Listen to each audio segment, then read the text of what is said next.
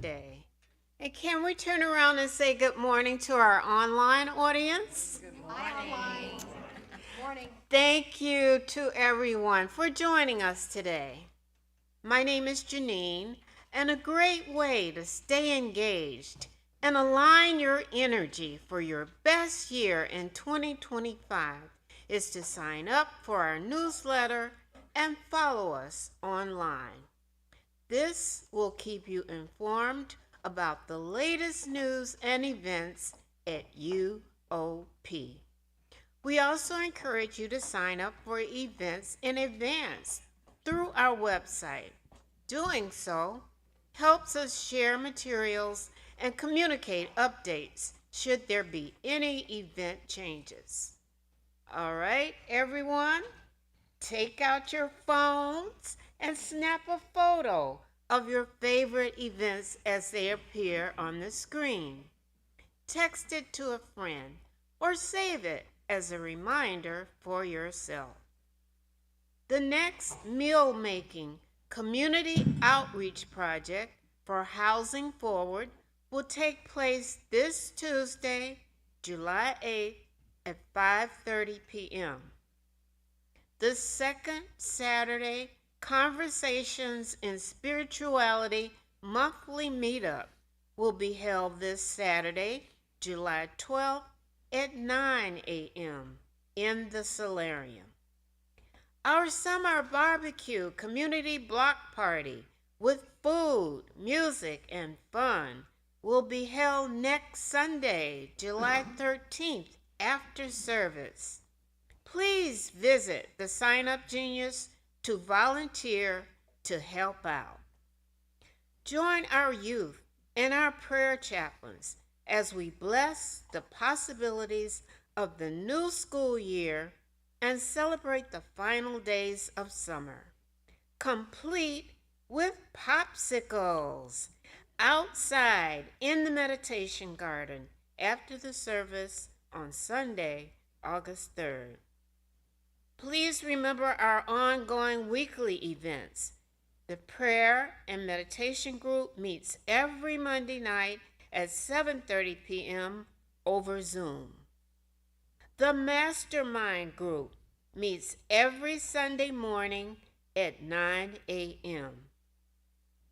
Every second Sunday of the month, we have a Unity Team program at 10 a.m. And know that you can now submit prayer requests online from our website. At this time, I'd like to call up Susan Doyle for a special Pave the Way announcement.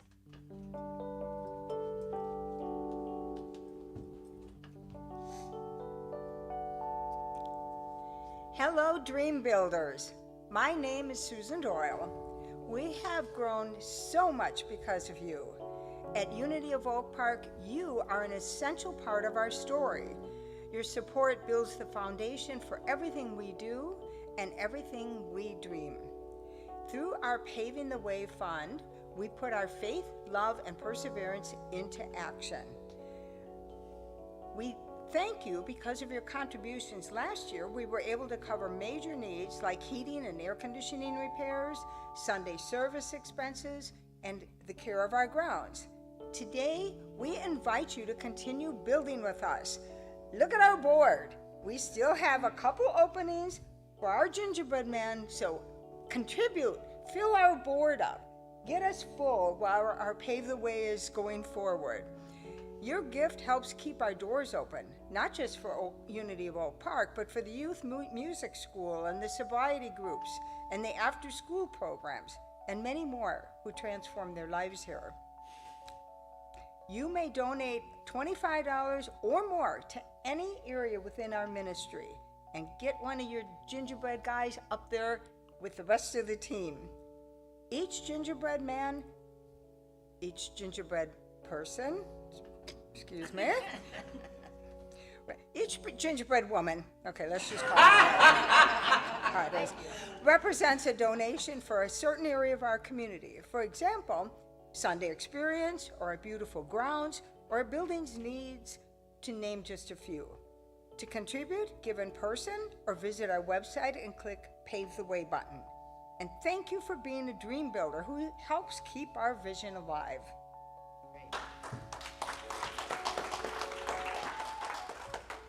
Thank you, Susan, for all your help. We invite you to join us for coffee after the service in the solarium. It's a great place to connect with our community members who can tell you more about these amazing happenings. If this is your first time here, we have a special welcome package for you in the bookstore.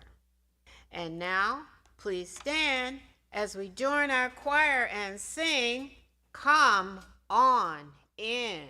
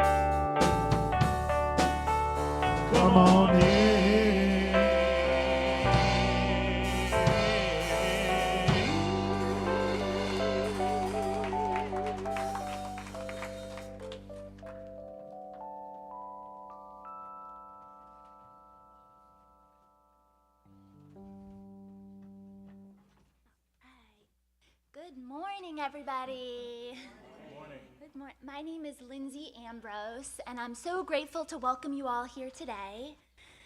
As we enter into our prayerful space, this space, let us come together in spirit, come together in oneness, knowing this is right where we're meant to be. We release anything from the day that doesn't serve us and come here now. I shared how a couple weeks ago I was at Unity Village.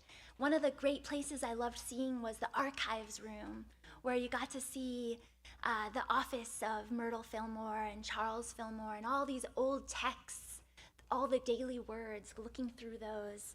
But the other cool thing was the desk of James Dillett Freeman. James Dillett Freeman is who wrote the Surrender Prayer and many other prayers and works. And I found this poem from him, and I thought I'd share it as our opening prayer. Do you need me? I am there. You cannot see me, yet I am the light you see by. You cannot hear me, yet I speak through your voice. You cannot feel me, yet I am the power at work in your hands.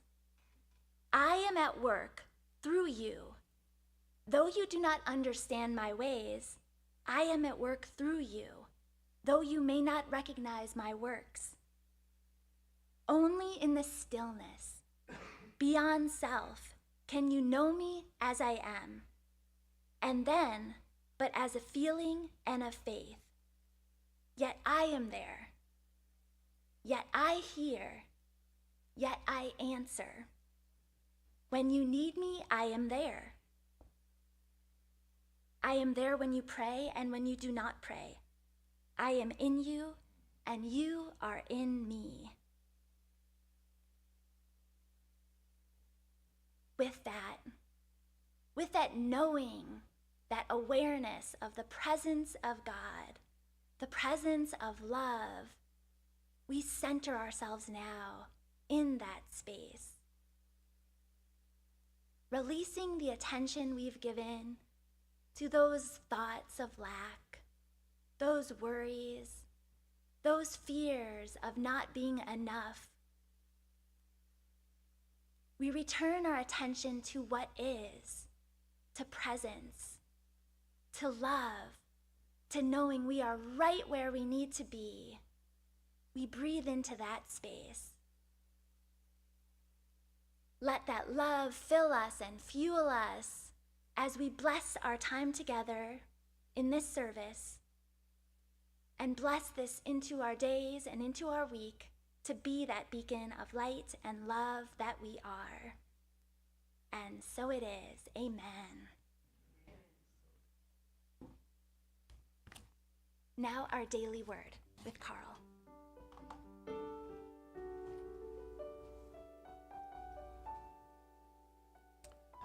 Good morning. I'm Carl Norat, and I have the privilege of serving this community as one of our prayer chaplains, so thank you for that. The daily word for today is concentration. First published and presented May 11th, 1970. I am the power of perfect concentration. What is perfect concentration? It is the focusing of our powers, mental, physical, and spiritual. We are able to do this through the mind that is in us, the one mind, the God mind. This is where our power originates. This is where our power lies. We have capacities for learning, for remembering, for understanding. We quicken these capacities as we let the one mind be expressed through us.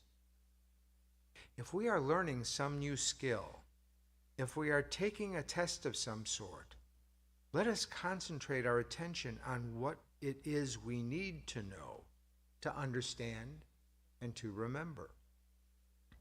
We may have told ourselves that we do not remember easily. It's difficult for us to concentrate.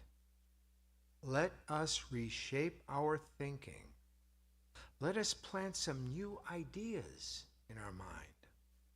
Instead of thinking how hard it is to memorize facts and figures, if this is necessary, instead of thinking that we are unable to concentrate our attention for any length of time, let us affirm confidently, I am the power of perfect concentration.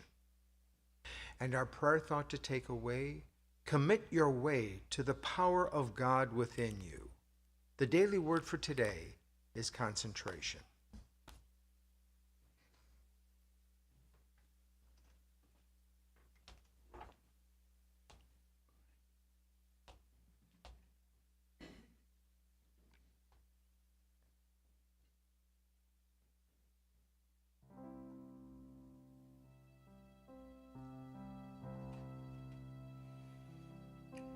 When you walk through a storm, hold your head up high, and don't be afraid of the dark. At the end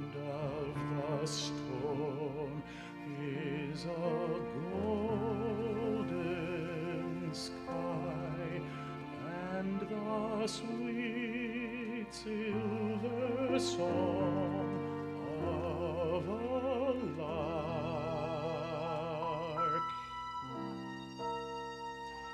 Walk on through the wind, walk on through the rain, though your dreams be tossed and blown.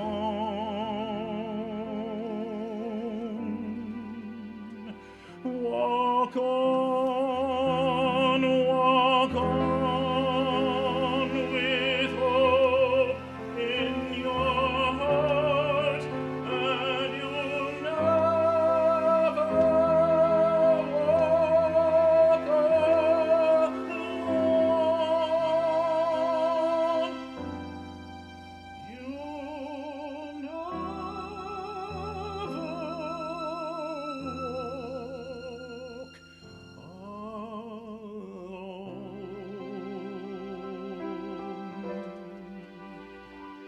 walk on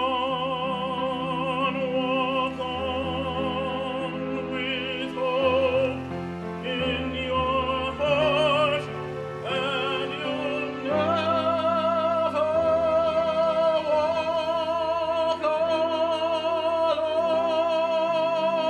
alone.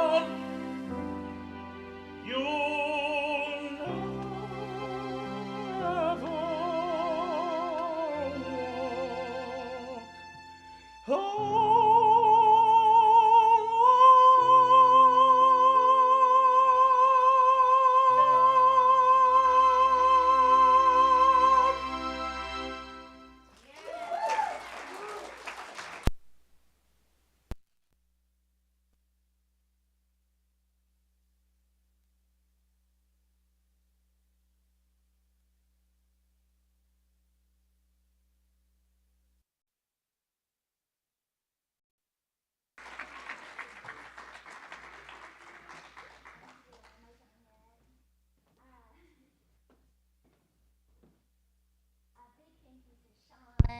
Yep, there it is.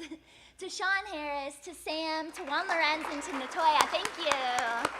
And the chorus, thanks for sharing your music with us this morning. So the lesson today is on transformation. Yes.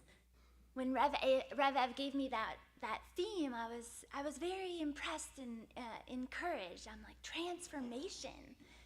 I think sometimes because it feels really big, right? Transformation. But I'm not talking today as much about that big overnight transformation we sometimes think of.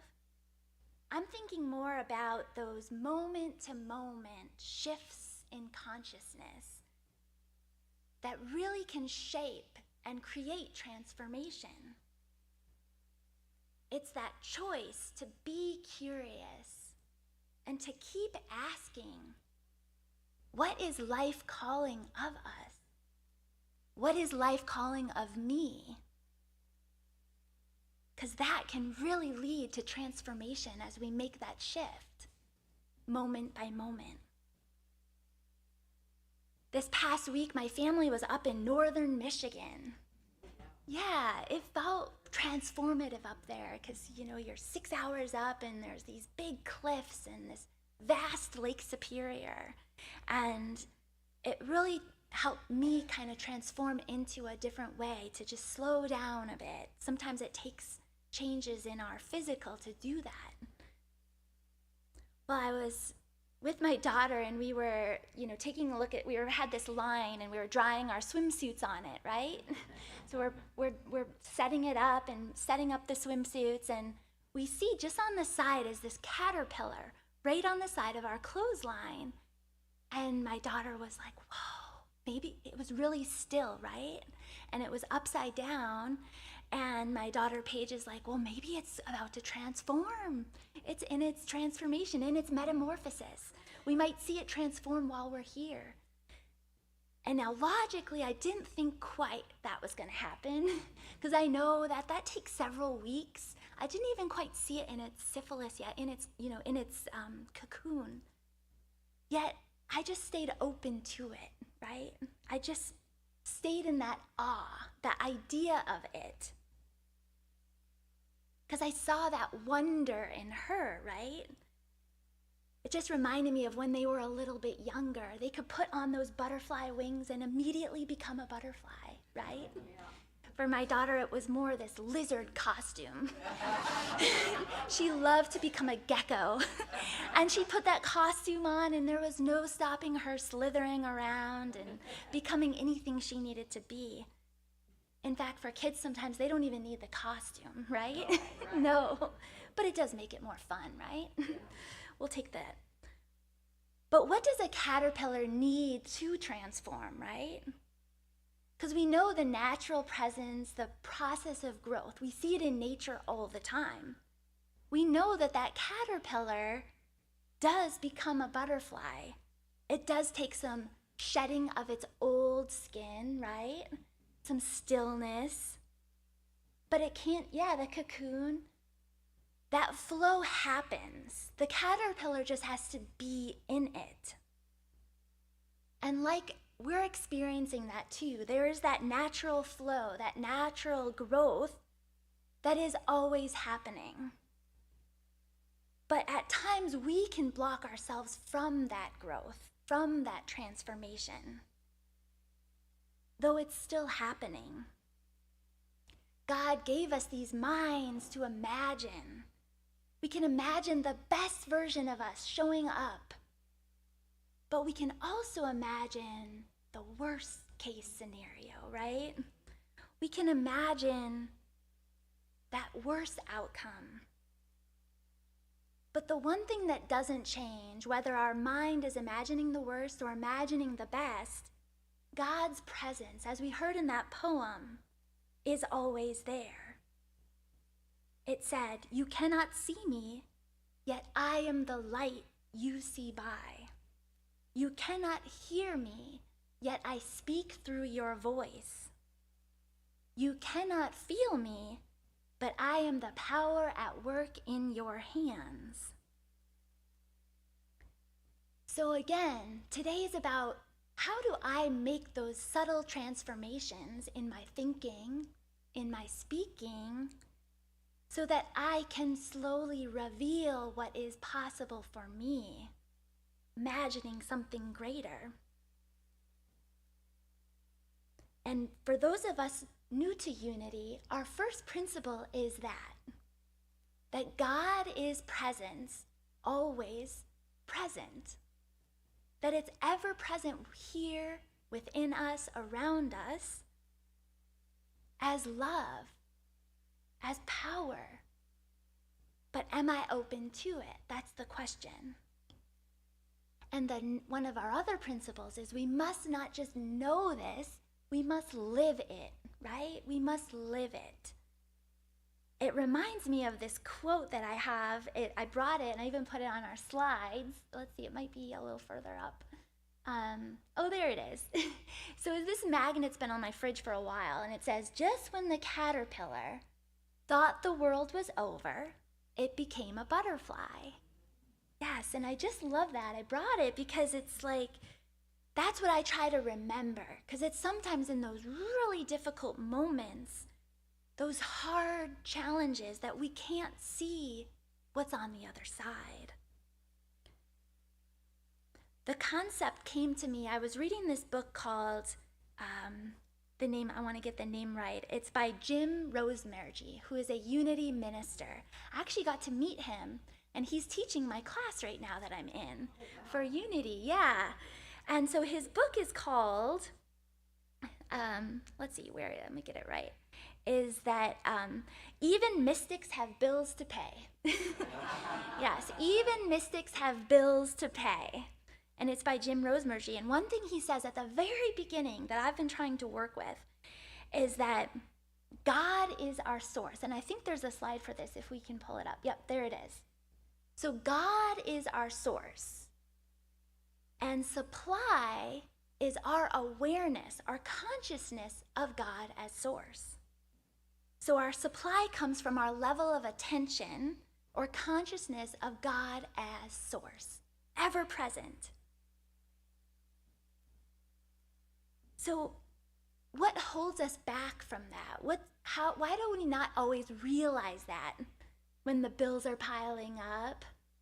How do we not see that? Well, he shares that we block our awareness to the supply of good by a few different things.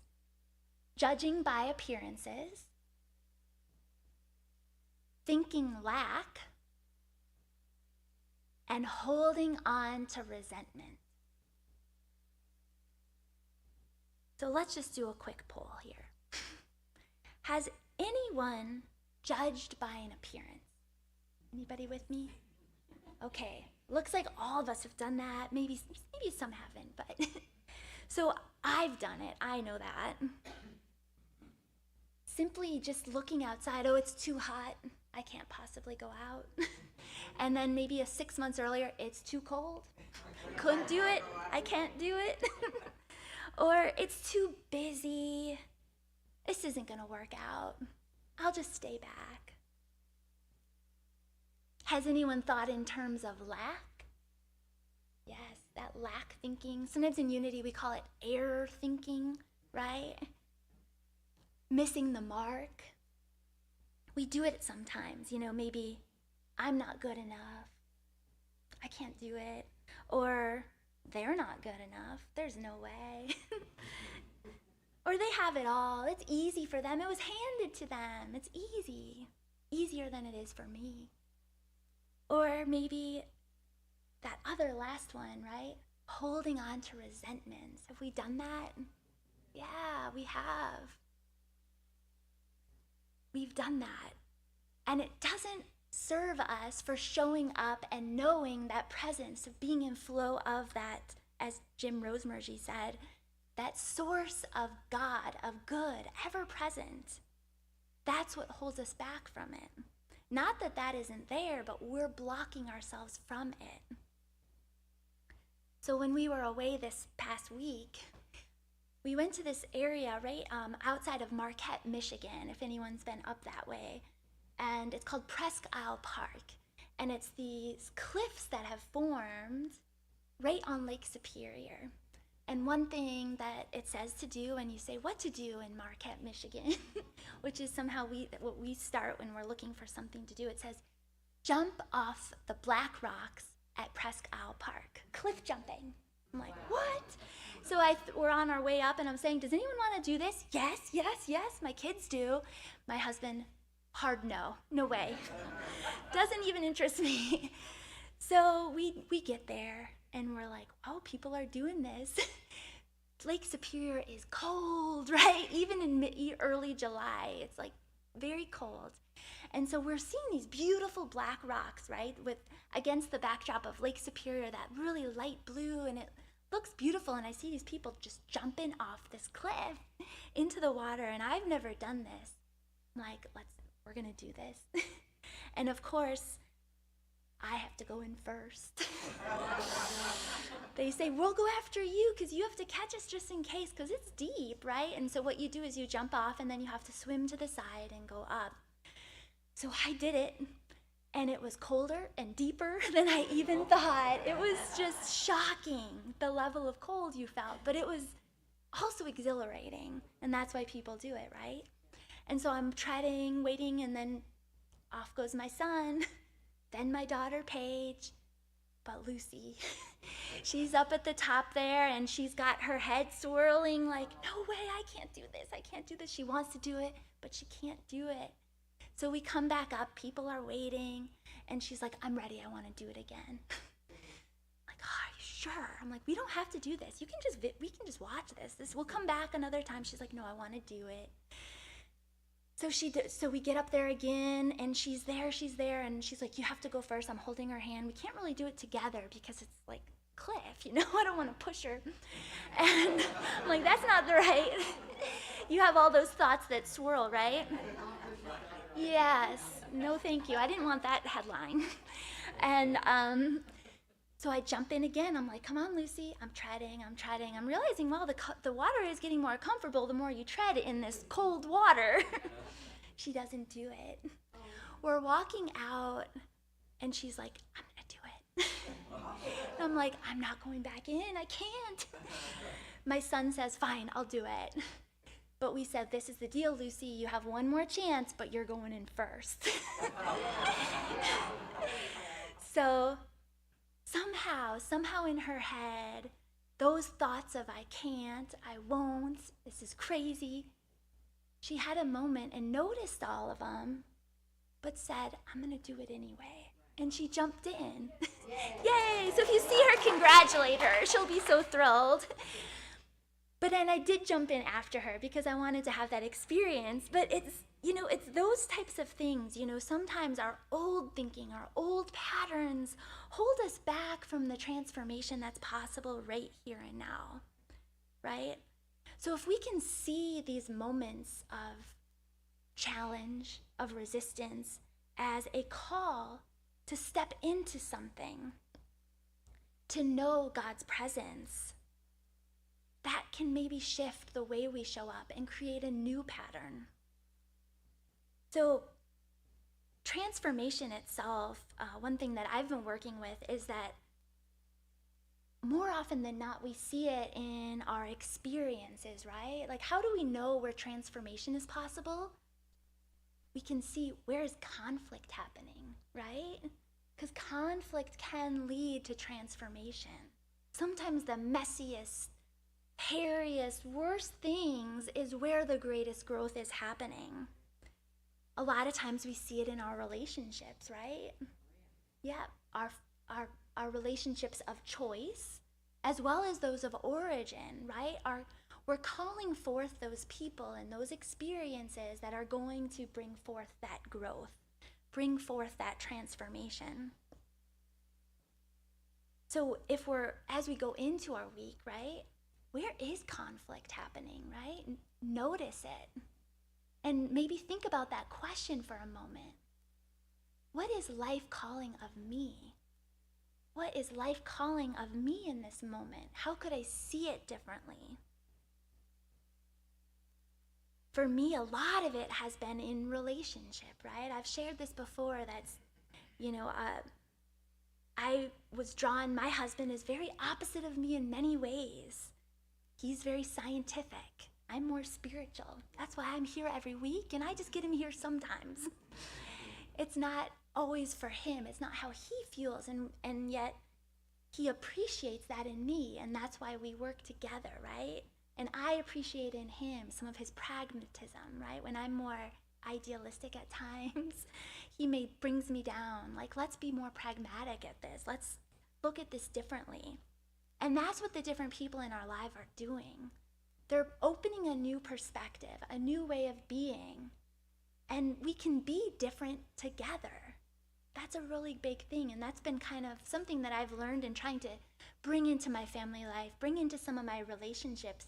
How can we be different together and grow from that? Because I believe that's what we're being called to do. Because whenever there's conflict, whenever there's differences, there's truth at the heart of it. That intention of both people is love. We know that as our first principle. But how can I see it? Now, this was challenging for me in many ways because my learning and my path was, I learned that conflict was best avoided. Avoidance, right? But that's not helpful when I'm with someone who sees conflict and says, let's look at this. Let's talk about this now, not after we've slept on it. We need to take a look at this now. My husband was one where he grew up in a family with a lot of kids. And so they learned right then and there, you talk it out, you say what you're feeling, and that's his truth. Mine, I learned a little differently. I could kind of be more of a peacemaker, right? That's my Enneagram type. I can sit back. I can maybe, and that's very helpful at times, especially in family life.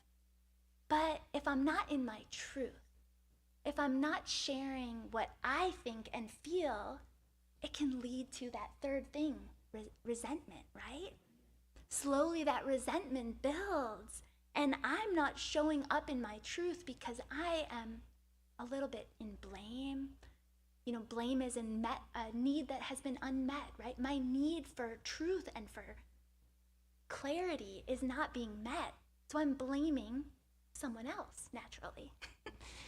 But, it's that we can do that, right? But the more we can turn in and say, hey, this is showing up in me. What is this calling of me to change? So we work through it, right? And that's why we're in relationships still, because we're working through that. And I'm learning that when I'm in my truth, it's appreciated by those around me. And I can say it in a way that is loving. Because if I take a moment, a pause, to get to heart center, and I share from that place, even if in my head, I don't think anyone's gonna like this, if I come to that conversation from heart center, that's felt. They feel that. And even if it's not what maybe someone wants to hear, you have that choice in it, and it shifts. It's that choice to be in the presence and know that our source is love. And we can show up from that place if we just notice those blocks that I've put up, right? Like for me, that one was, they don't want to hear what you have to say, or what you think about this doesn't matter, so I'll be quiet. But that didn't serve my family life. That didn't serve my relationship. In fact, for someone whose principle is truth, because he wasn't always told the truth by the people he loved most, that was hurtful, right? Even if in my feeling of kind of being a people pleaser, like making peace, if it's still not in truth, it's not serving that relationship. It's not serving what's before me. So we work with it. And there were some moments, on this past vacation that I've been talking about where I see, wow, I've come a long way. I've come a long way. Because there were many times in our relationship where I made choices based on what I thought everybody else wanted us to do. Like, we should just go do this because that's what everyone else says is the perfect vacation. Or, we spent all this money on this big restaurant, but that was what someone else wanted. It wasn't really what we wanted. But I made those choices sometimes because I was not tuning into what I needed, what my heart was calling, but it was what I thought other people wanted of me, which maybe wasn't even the truth anyway, because I didn't ask the question. I didn't get curious and use my truth to be open and understand. And that's the work of transformation. And we're still doing the work. My children will tell you, especially on vacation when there's so much that's out of your control and there's different places and many people who have different ideas of what to cook and eat. But we had those moments where, wow, we made them good choices here. We all feel good about this, this met our needs, right? And it would have been easy to say in that moment, yep, this is perfect, right here. We're not going anywhere else. We'll stay right like this. But that's not life either, right? We're here to evolve and transform. That means we can't stay in that comfort of what went right. And that also means that when it's really hard, we're not going to stay there either. We're always evolving, just like that butterfly is transforming. And so one thing that really works with me is to shift from judgment to curiosity. And it's really been a powerful tool that I encourage you to work with too. When we're judging by appearances, judging the way we think things are going to be, it doesn't really serve the situation. It doesn't give other people an opportunity to share their truth. If I'm staying back like, this person's thinking this, do I know that they're thinking that? That's where curiosity comes in. And we can ask questions such as, what is this reaction inside me showing right now? Is this how I want to show up? What do I really need right now? Because sometimes that really intense response or that time I completely missed the mark with how I responded, well, that was something else way deeper than that moment of frustration, right? It was something deeper. So we can ask that question, what do I need? What do the people I'm in relationship with need right now? What can I give? Because I think the more we realize that what we're giving, and when we give from that place of love, it comes back to us, right? And so in the Gospel of Thomas, saying 70 says, if you bring forth what is within you, what you bring forth will save you. If you do not bring forth what is within you, what you do not bring forth will destroy you. I feel like another way of saying this is the truth will set you free, right? The truth will set you free. So as we interpret that metaphysically, we know that within is our divine nature. Yes, there might be some old stories, some error thinking that's coming in, but within is heart and love and divine. Our Christ self is there, and within others too. And that part of us is whole and loving and true. When we turn inward, we're embracing all those parts of us in wholeness. And that's when transformation happens. When we show up from that truth, it is transformative. That incongruency is what can block our flow of good. And that really is Unity's fifth principle, right? That I talked about earlier. To not just know it, but live it, right? The shift in attention to love, to truth, changes. It changes. A quote that I really love is Wayne Dwyer, who says, when you change the way you look at things, the things you look at change, right? And it's really powerful. When Lucy started to change the way she looked at that, it changed as something she could do instead of something she couldn't do, and she did it. So take a breath with me now. Maybe place your hand on your heart if that feels good for you. And ask, what is life calling of me? What is life calling of me? Is there a resentment, a limiting belief, a habit, a judgment that I'm being called to release so I can open more fully to God's love? What is life calling of me? What can I release to open more fully to God's love? As we breathe into that for a moment, we know that transformation can happen right here and now, right? It can happen right now in the midst of the messiness. And it comes from loving what is here right here and now, right? Even that parts of us where we did miss the mark.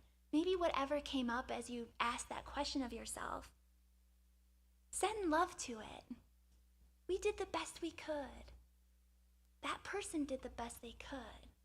Now, we can choose differently. Because I believe our capacity to live in the present moment, to fully be present to all the love is in proportion to loving what is now, right? So our ability to feel more love and create more experiences that are love-filled is based on how much we can love right here and now, even if it's a little messy and imperfect. Because we're not being called to be perfect. We're just being called to be in truth. And from that place, from that intention of being in truth and being love, embracing what is in its whole, that's where grace comes in. That's where kindness and understanding. So know whatever you're going through right now, it's an invitation to awaken to more love that's here.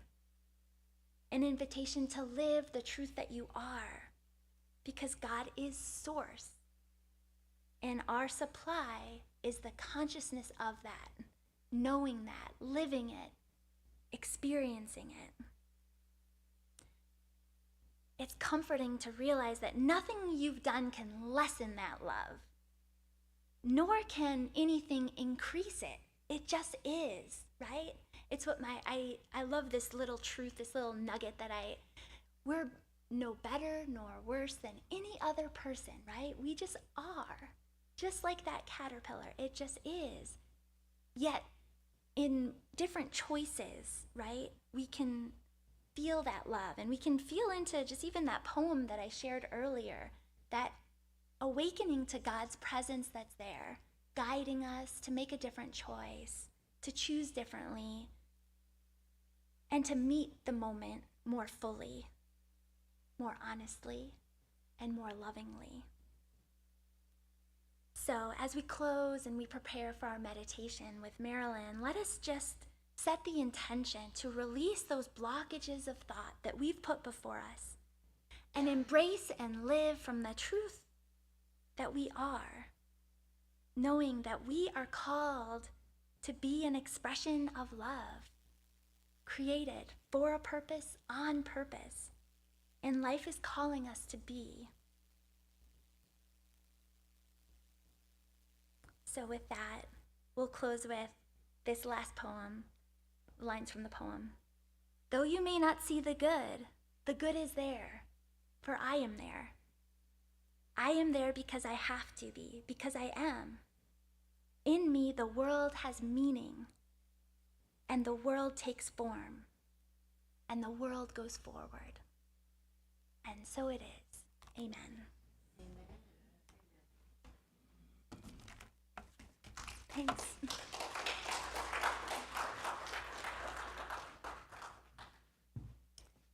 Good morning. I am Marilyn Joy. I'm a prayer chaplain here, and I'm always happy to pray with you. Lindsay, that was terrific. If there was ever a message for me, that was it. It was really, really good. So now we're going to do the meditation portion of our service. So if you would like to just get comfortable in your chairs, close your eyes if that's comfortable for you. Take a nice, big, deep breath in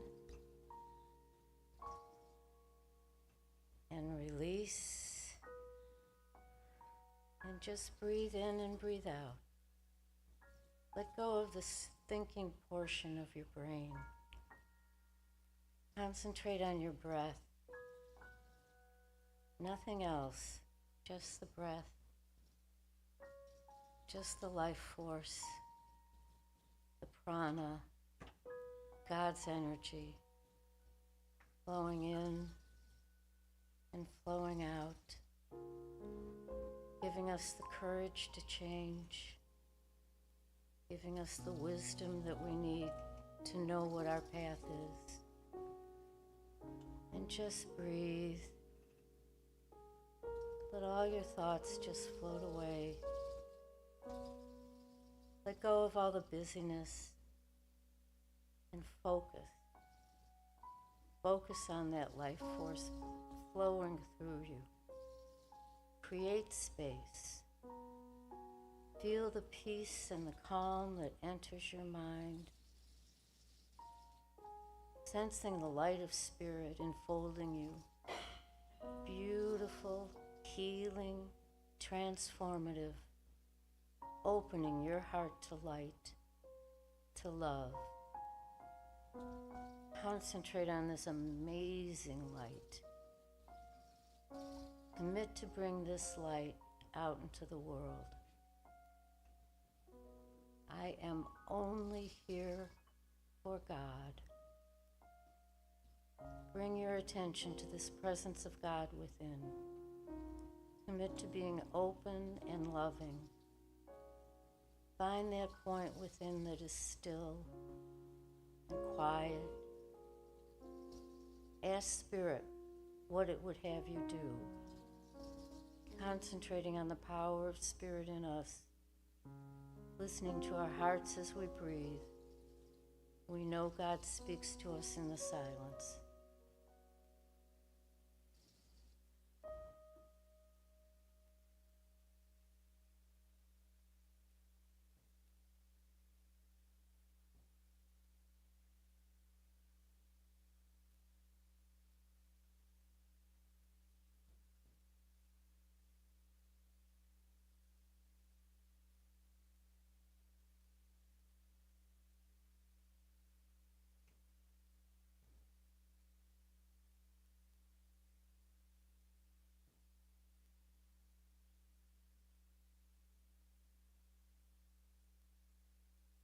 Hear the answers that you receive. Act on them. Bring your best self. Give love. Take one more nice deep breath and feel this peace. Smile. Open your eyes and come back to the room. Wiggle your fingers and toes and bring that wonderful energy of spirit out into the world. And so it is. Amen. I'd like to ask Susan and the choir to come up for the offering.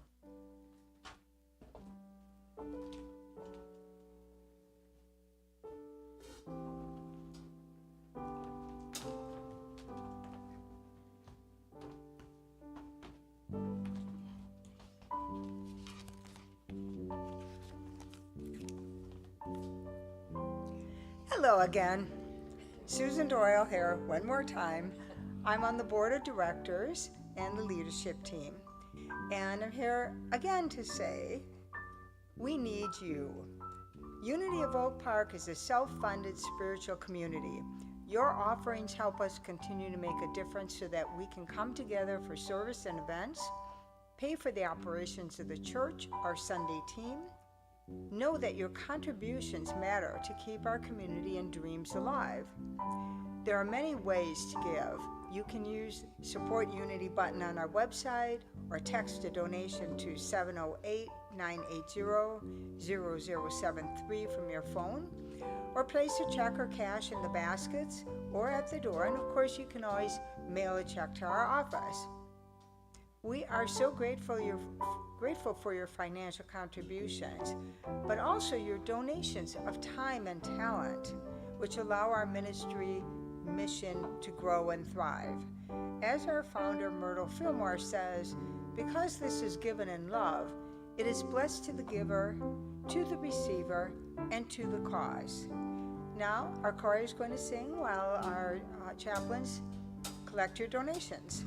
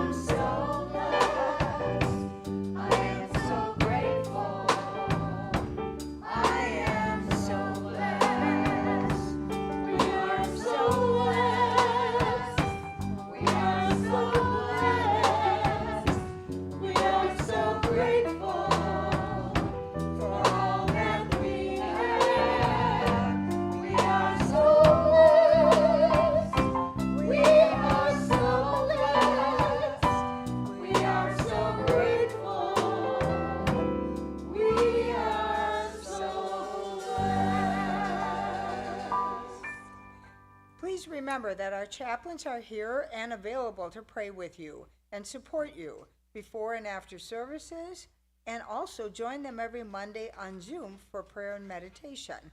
Look at the website for the details. Now let us affirm our offertory prayer together as we bless all of the prayers in our hearts, the service we give to make our community operate, and the financial offerings we contribute that make our community thrive. Divine love, expressing as me, blesses and multiplies all that I have, all that I give, all that I receive, and all that I am. And so it is. Amen.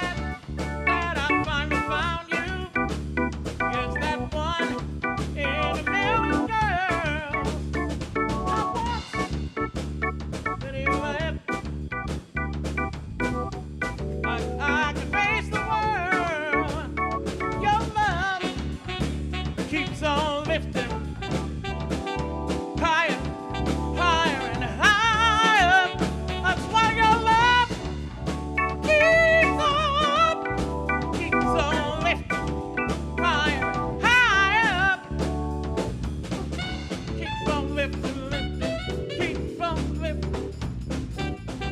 Higher and higher. Your love keeps on lifting. Higher and higher and higher.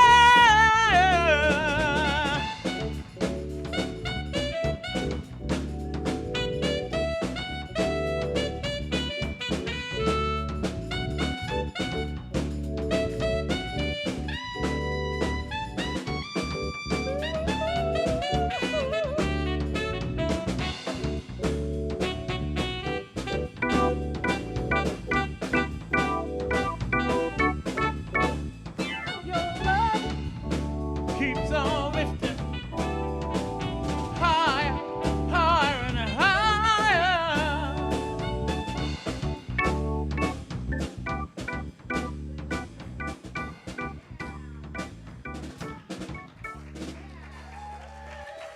Thank you. Happy Sunday.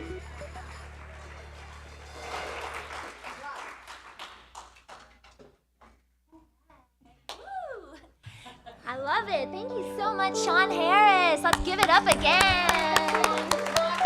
Also, Sam and Walmerand and Natoya. Thank you all. Yes. Yes. Ah, I love it. Gonna go jump that cliff again. No, just kidding. This is a wonderful time to just give thanks to our youth leaders, Bob Atoni and Chris Manville, all the youth that are back in that room learning and enjoying. And a big thank you to all of you to be here today and those joining us online. We are so grateful for your presence, and we take that higher love into our days, into our relationships, and into the world. Together, let us close with our prayer of protection, followed by the peace song. The light of God surrounds us. The love of God enfolds us. The power of God protects us. And the presence of God watches over us. Wherever we are, God is, and all is well.